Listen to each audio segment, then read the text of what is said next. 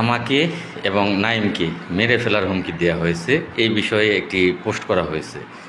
সেই কথাটাও আপনারা অনেকেই বিশ্বাস করেন না, বলেন যে আমরা নাকি ফেসবুকে ব্যবসা করার জন্য এই কথাটা বলি।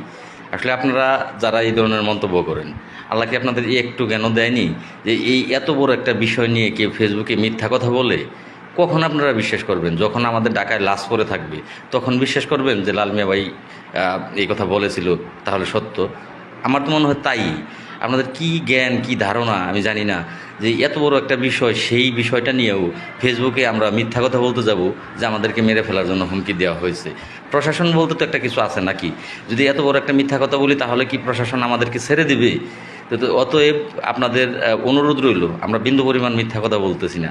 বিশ্বাস আপনারা করেন বা না করেন এটা আপনাদের ব্যাপার ভাই। আমাদেরকে মেরে ফেলার হুমকি দেওয়া হয়েছে, এইবার নিয়ে দ্বিতীয়বার মেরে ফেলার হুমকি দেওয়া হইলো। আমি নাইম, আমরা ঢাকা ঢুকলে আমাদেরকে মেরে ফেলা হবে।